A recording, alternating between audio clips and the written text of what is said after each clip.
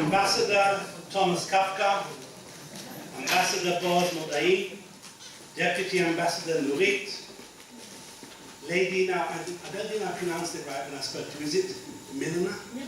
Milner. Lady Milner, our guest of honor this evening, friends, ladies and gentlemen.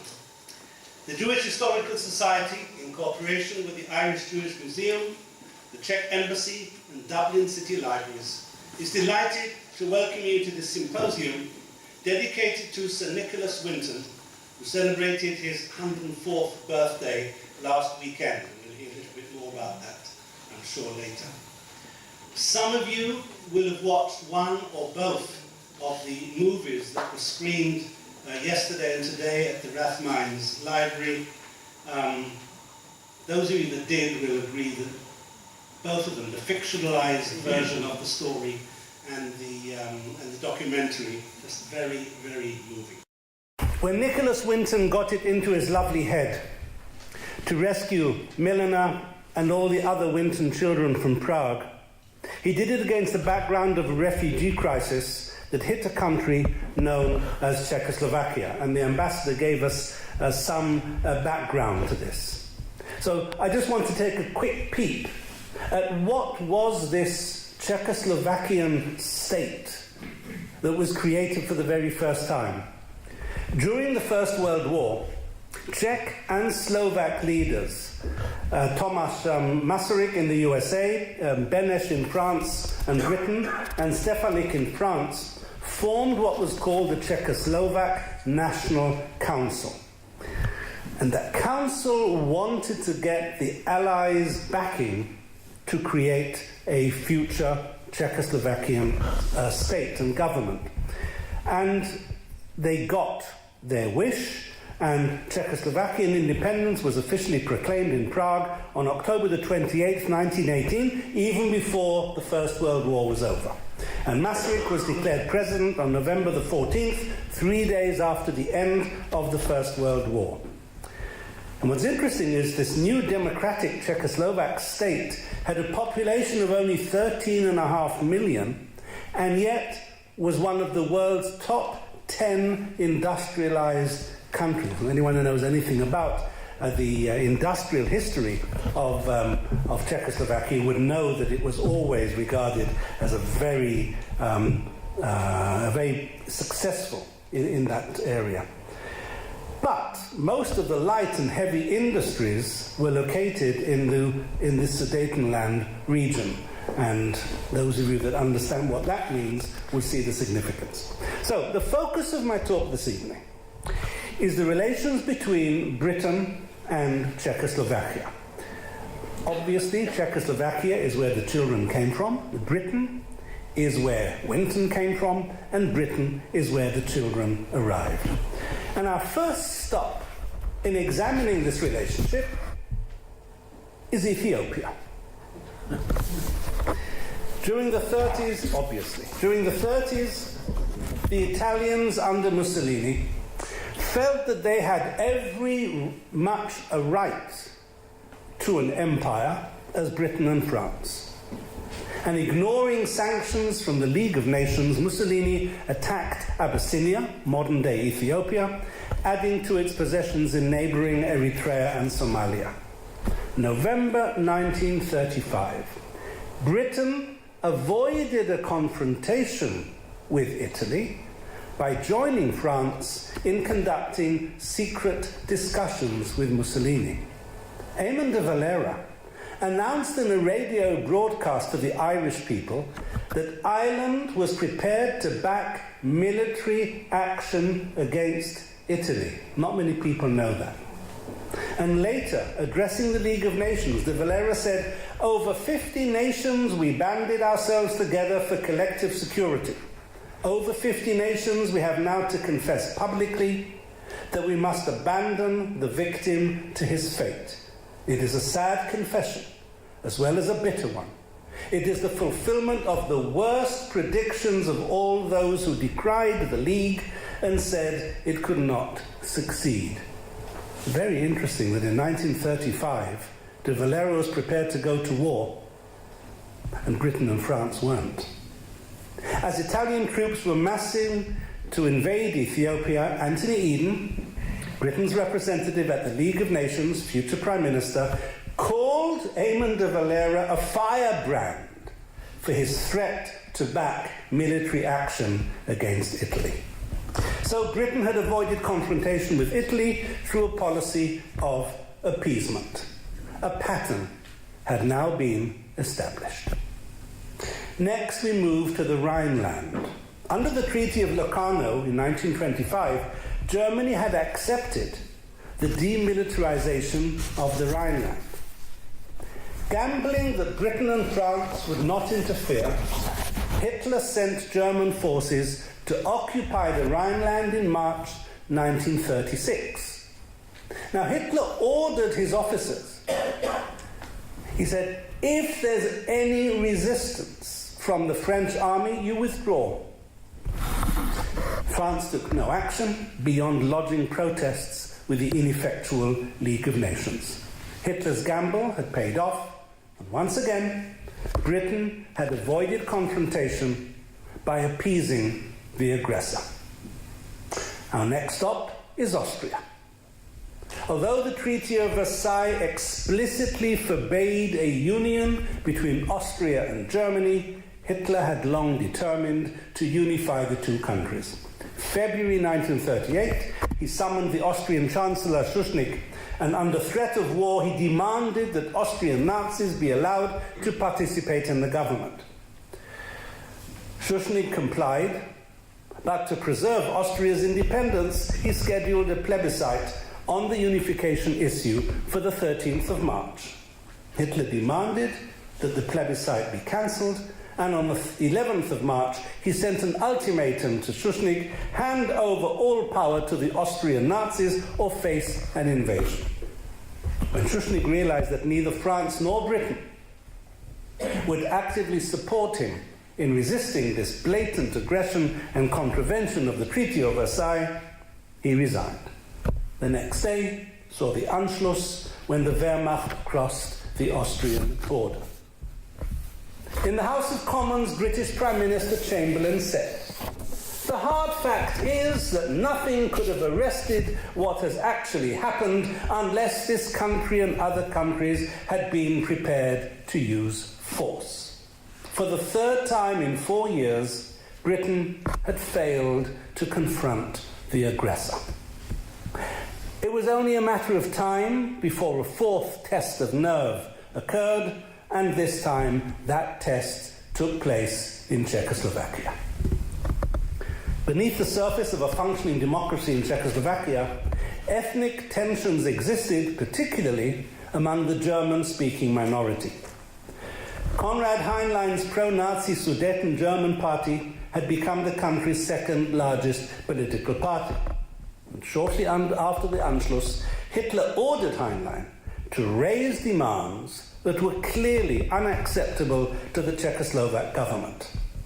This threat to a functioning democracy should have generated a robust response from Britain and France, especially because France had a treaty with Czechoslovakia.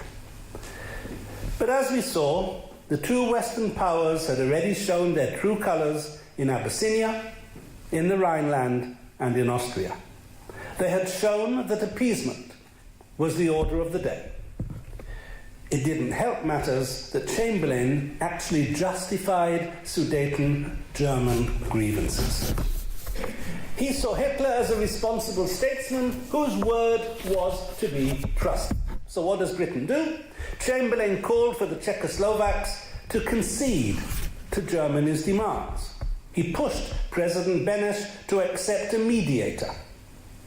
Unwilling to sever his government's ties with Britain, where he had spent some of the First World War, preparing for Czechoslovak independence, Beneš reluctantly agreed. Former Cabinet Minister Lord Runciman arrived in Prague on the 3rd of August 1938. In the meantime, the German press was demonizing Czechoslovakia with a steady stream of atrocity stories about the treatment of Sudeten Germans at the hands of their Czechoslovakian tormentors. Hitler calculated that Czechoslovakia would refuse to be pressured, allowing Britain to feel morally justified in abandoning the Czechoslovaks to their fate. He was wrong about the Czechoslovaks. They allowed themselves to be pressured. But Hitler was right about the British. They abandoned Czechoslovakia to its fate. Hitler sent 750,000 soldiers to the border with Czechoslovakia, and in early September 1938, Beneš agreed to grant almost all the German demands. But at a Nazi party rally in Nuremberg, Hitler denounced the Czechoslovakia as being a fraudulent state. Doesn't that ring a bell, ladies and gentlemen? I know of a modern-day state in the Eastern Mediterranean which is also being called a fraudulent state by useful idiots. There now followed a round of meetings. Chamberlain asked for a personal meeting with Hitler, and the two leaders met in Germany on the 15th of September, and the dates here are very critical. Hitler told Chamberlain that his minimum demand was self-determination for the Sudeten Germans. Chamberlain flew home the same day, and French Prime Minister Daladier flew to London the following day for talks. Britain and France put pressure on Czechoslovakia to cede to Germany all the territories where the German population, or the German-speaking population, represented over 50% of the Sudetenland's total population. In exchange, Britain and France would guarantee the independence of the truncated Czechoslovakian state. At first, Czechoslovakia refused, but after Mussolini announced that he supported the German demands, Czechoslovakia agreed on the 16th of September to the demands of Britain, France, and Germany. But it was too late. The next day, Hitler upped the ante, insisting that the claims of ethnic Germans in Poland and Hungary also be satisfied. September the 22nd, Chamberlain flies for a second time to Germany, announcing that my objective is peace in Europe. I trust this trip is the way to that peace. Hitler promised Chamberlain that if Britain and France agreed to the annexation of the Sudetenland, Germany would have no further territorial claims upon Czechoslovakia. And tragically, Chamberlain believed him. September the 23rd, Czechoslovakia announced a general mobilization, indicating that it was prepared to protect the country along its excellent line of border fortifications. The next day, Chamberlain returned home. He announced that Hitler demanded the immediate annexation of the Sudetenland, and this caused an unexpected surge of support for Czechoslovakia in Britain. He wasn't expecting that. Winston Churchill warned, the partition of Czechoslovakia under pressure from England and France amounts to the complete surrender of the Western democracies to the Nazi threat of force. Such a collapse will bring peace or security neither to England nor to France. September the 26th, Chamberlain informed Hitler that the Allies wanted a peaceful resolution to the Sudeten crisis. The same evening, Hitler issued an ultimatum. Czechoslovakia had less than 48 hours until the 28th of September at 2 o'clock in the afternoon to cede the Sudetenland to Germany or face war. The day before the ultimatum was due to expire, Chamberlain made his now famous remark on the radio. How horrible, fantastic, incredible it is that we should be digging trenches and trying on gas masks here because of a quarrel in a faraway country between people of whom we know nothing. I find it incredible that after watching Hitler's policies unfold for years, Chamberlain was blind enough to describe Hitler's bullying of Czechoslovakia as a quarrel between people of whom we know nothing.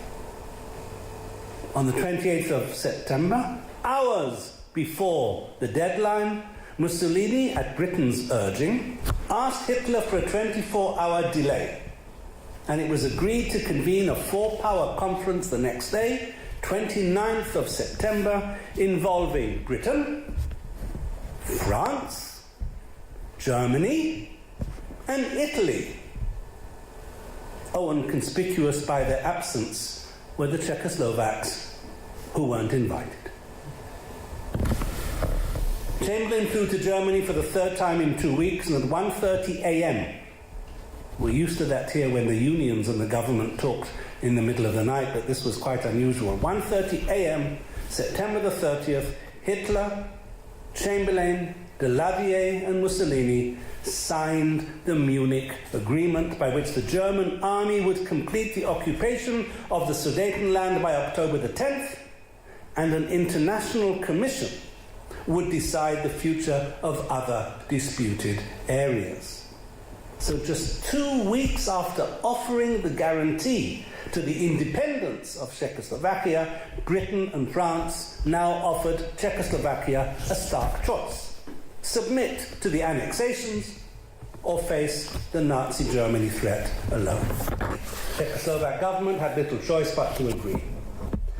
Before returning to Britain, Chamberlain had obtained Hitler's agreement to sign a peace treaty between Britain and Germany.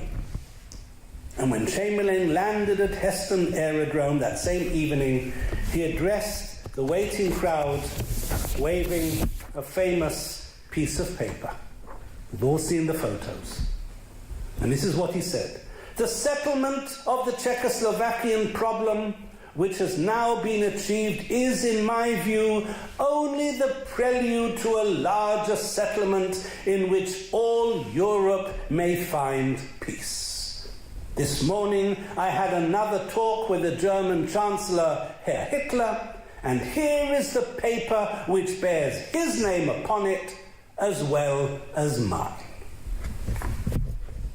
Later that day, he stood outside number 10 Downing Street and again read from the document, and he concluded, "My good friends, for the second time in our history, a British Prime Minister has returned from Germany bringing peace with honour." The first time had been a Disraeli, about 70 years earlier, when he came back from the Congress of Berlin. "I believe it is peace for our time." That terrible phrase, peace for our time. "We thank you from the bottom of our hearts. Go home and get a nice, quiet sleep." Following day, the Nazis moved into the Sudetenland, and Czechoslovakia lost its defensible border with Germany. A few days later, Beneš was forced to resign under German pressure, and Emil Hácha was chosen as president, and a bitterly disappointed Beneš went into exile to Britain. In addition to losing 3.5 million of its citizens, Czechoslovakia lost 70% of its iron and steel and 70% of its electrical power. Immediately after the occupation of the Sudetenland, and we heard this also from Milena, thousands of terrified refugees, Jews, communists and other anti-Nazis swarmed into Prague, and these were the refugees that Winton witnessed when he came to Prague. That's the moment in time that Winton arrived, when this wave of refugees was reaching Prague from the Sudetenland. Chamberlain had said that the settlement of the Czechoslovakian problem was only the prelude to a larger settlement in which all Europe may find peace. And of course, the opposite was true. The settlement of the Czechoslovakian problem was only the prelude to a larger conflagration that we know as the Second World War, with its parallel catastrophe, the Holocaust. And as was predictable, Hitler did not keep his promise about the rest of Czechoslovakia. On the 14th of March 1939, Slovakia seceded from Czechoslovakia and became a separate pro-Nazi state. Slovakia, we heard earlier from Mona, that's where our good friend Tommy Reichenthal is right now, talking to people there because his family was shopped by locals in Slovakia, and that's how they found themselves in Bergen-Belsen. Czechoslovak President Hacha traveled to Berlin and was forced to sign his acceptance of the German occupation of the remainder of Bohemia and Moravia. And as Churchill has predicted, German armies now entered Prague and proceeded to occupy the rest of the country. And it was during this small window of opportunity between the Munich Agreement and the German occupation of Czechoslovakia that Nicholas Winton, in just 3 weeks, as we heard, embarked on his mission to save Jewish children. When he first toured the refugee camps that were filled with Jews who had fled from the Sudenland, he was struck mainly by the fact that no one seemed to be prioritizing the children. Winton's genius lay in sorting through the chaos and horror to see what had to be done to get the children out. Milner mentioned that he asked for a postponement of a week from his boss in London. His boss responded, "I don't know why you want to waste your time in Czechoslovakia doing what you say is good work when there's money to be made on the stock exchange." Creating his now famously unauthorized children's section of the British Committee for Refugees from Czechoslovakia, and those of us that were lucky enough to be in this same hall a couple of weeks ago, we heard about another unauthorized committee that was created at the same time by Rabbi Solomon Schonfeld, who created the Chief Rabbi's Emergency Religious Council when there wasn't any such thing. And he created himself as the executive director of a non-existent organization, which allowed him to prance around the Home Office and make all sorts of deals for the thousands of people he managed to get in. So there's a really interesting parallel here. Two mavericks who forged documents, forged their own organizations, and thank God got away with it. He set up his operations in Prague, sometimes working out of the lobby of the hotel in Wenceslas Square. Word spread quickly that Winton was besieged daily with pleas for help. His fluency in German, he spoke German, helped him expedite matters as he compiled lists of children in need and danger. He soon had a list and photographs of 760 children, and it was this list that he took back with him to Britain on the 21st of January 1939. 3 weeks is all he spent. Some of the movies, the fictionalized ones, show him there to the end, but he wasn't. He had 3 weeks in Prague, which makes the Winton miracle, I think, even more incredible. And every evening after the stock exchange closed in London, Winton used his fabricated children's section stationery to complete the various requirements necessary for the children to be admitted to Britain. He lobbied the Home Office for permits, he found guarantors, he sent photos of children to people willing to act as their guardians, and dossiers to those willing to accommodate them. He raised money, he generated publicity, and he put ads in the paper with children's pictures. He put angelic-looking children in the paper as a way of getting people to say, "Oh, I'll adopt that child." And of course, the deteriorating situation in Prague added to the urgency. He planned the evacuation of the Jewish children from Prague, but he needed help. And we heard earlier there was a lady called Doreen Warrener who arrived in Prague in October 1938. She established and headed up the office that Winton and other rescuers worked with. And there was also a gentleman called Trevor Chadwick, played a very important role handling the logistics in Prague for the Winton transports. As we heard in the ambassador's opening remarks, the first success of Winton's Kindertransport was on March the 14th, 1939. The first Kindertransport from Prague was in a plane load of children, and Gerda Meyer, who we heard about earlier, was one of the children on that plane. There weren't that many kids on the plane, so the first transport was a plane. The date is important because it was the last day of Czechoslovakian independence.